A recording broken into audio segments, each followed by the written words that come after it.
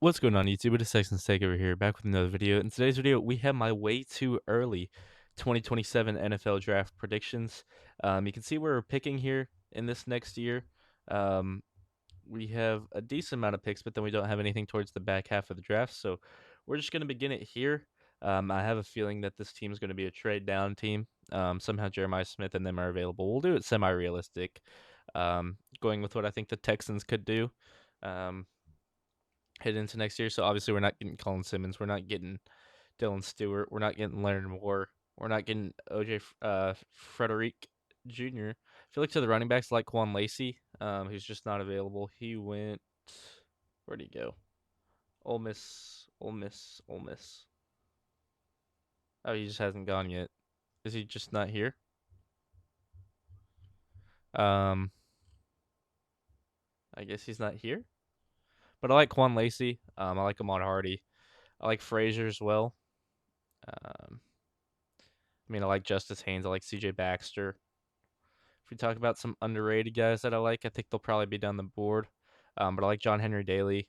Um, I like Clef Lubin's teammate, Mr. Watts. Don't know where he'd be. We're looking for another Louisville logo just to get some names that y'all might be familiar with later into the draft process. I don't think he's here. Um, Antonio Watts is the name, though. He's an edge. They might have him as a linebacker, though. Let's see, Louisville. Stanquan Clark. Nope. Guess he's just not here. But um, Watts from Louisville. He wears number 9. Good player. And then I like John Henry Daly, as I said, transferred from Utah. This is going to be his first year at Michigan. Um, I like Gerard Smith.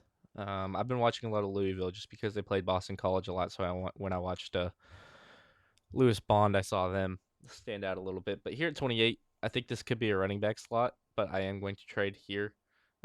Don't have any suggestions, I don't think. We do not. So we're going to look to pick up, like, I think it'd be a package of this, you know, or something like that. So we'll do, like, Miami, maybe? There we go. Move down 43, pick up 75, and we'll continue on. I'm assuming the running backs will go. Lubin goes there. I don't know why Colin Simmons and Stewart are still available, but here at 43, we'll go to the running back slot, and we will pick up Nate Frazier out of Georgia. I think he's a good player. Um, that is just not right. We don't know their times at the end of the day. Um, but I guess we'll see what we want to do here. Obviously, we're not looking at these edges. Mateo Youngale is going to go in the first, in my opinion. Prince Uman Mielen, someone that you could consider in the late second. Nick Harbor's fun if you're looking for a receiver at this point next year, but I think our looks should be at edge. Obviously, not any of these three. Trey White potentially, got good size. I think Prince William and Mielen would be an interesting fit. Um, Edek Paye I like as well. Where's Bryce Young? Did Bryce Young go? Let's see where they have him going. Bray Hubbard there. Xavier Brown, Ryan Williams. He didn't go top 10. Jordan Ross, Justin Scott, and where's David Stone? I like David Stone a lot. There he is at 44. Um, all players that I really like. Here at 60, if you want to move Keelan Ritledge back to guard, you could look to his center. Oregon center went there. Laulu, I think is the way to pronounce it. I also like guys down the board. I like Noah Josie. I posted about him on Twitter. Um, but here at 60, the fact that these players are available doesn't make sense to me. But like Jamari Johnson could certainly be in consideration. Um, Jakarius Peak makes a lot of sense here if you're looking for a backup tackle. He's got good size. He might be a riser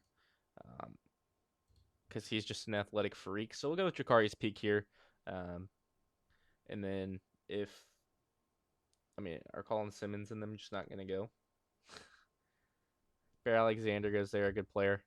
Um, Caden Green, but I think I'm going to go Prince William and here at 75. So you get an edge, you get a tackle, and then you get a running back with your first three picks. And then we move on to 92. Nick Harbor goes there, really fast guy. I mean, Colin Simmons, Dylan Stewart are still there for some reason. Um, LJ Martin could be in consideration if you haven't gone quarterback yet. Rocco Becht, I'm a fan of. I don't know about that early though. I mean, Justice Haynes, I'm a fan of. DJ Fite, I think is the way to pronounce it, not Fight. Fite is an intriguing player. Smith Snowden's got elite speed. He's also an athletic freak transferred from Utah. Um, I think I'm gonna go with CJ Fite and not overthink it though. He's a really good player. I think he could go in the second round if he has a good year at Arizona State. I believe he transferred, but I could be wrong. Aaron Noland gets drafted.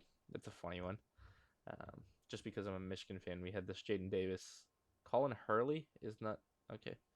Um, anyway, there's a Bryce or not Bryce Underwood. It was uh,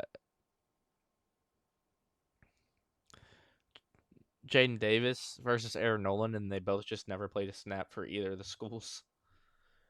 But here at 123, I think you could look to linebacker. Whit Weeks is obviously a little early for him, or I mean, a little late for him. Arion Carter, though, I think is someone that could go around this range. Boo Carter is the way to actually pronounce it. I don't know if he'll be a day 3 player, day 2 player, but we'll go with him here at 124. Doesn't have the traditional size of a linebacker, which is why I think he might fall to this range. I think he's 6'1 or 6'2 and like 225. Blake Frazier, a good player. Dylan Stewart finally goes, which is funny enough. Colin Simmons still on the board.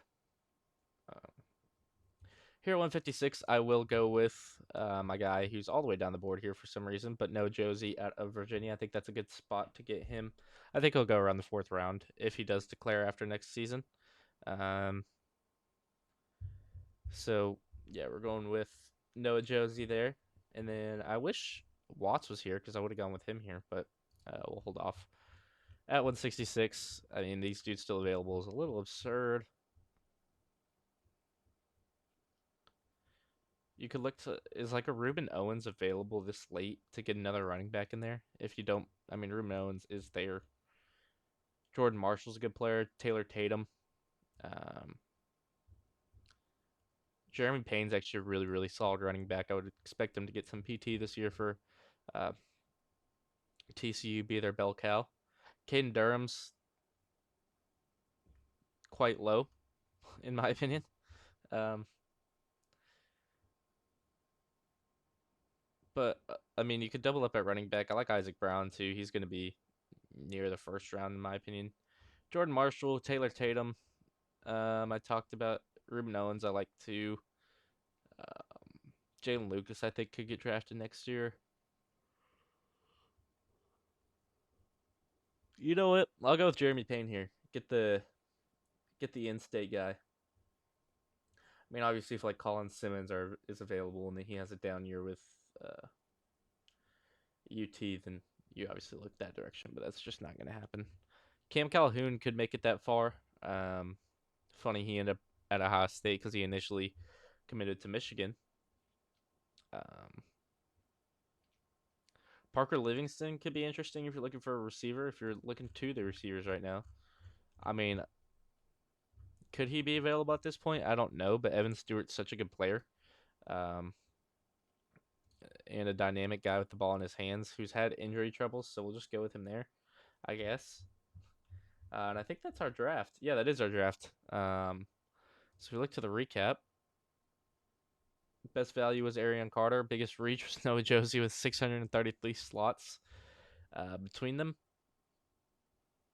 But we get Frazier, Peak, Umeamielen, Fite, Carter, Josie, Payne, and Stewart. Let me know what y'all think about these players down below if you've watched any of them. Um, I've watched Noah Josie. I've watched Boo Carter. Obviously, Frazier's a bell cow for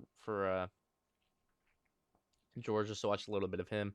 Need to watch more of Jacarius Peak. Need to watch more of Unman Mielen. He did transfer from Ole Miss, I believe. So we'll see how he does at LSU this next year. Evan Stewart, watched him at A&M, and then he transferred to Oregon and just hasn't done much. And CJ Fite, I'm a fan of, but I need to watch more of. So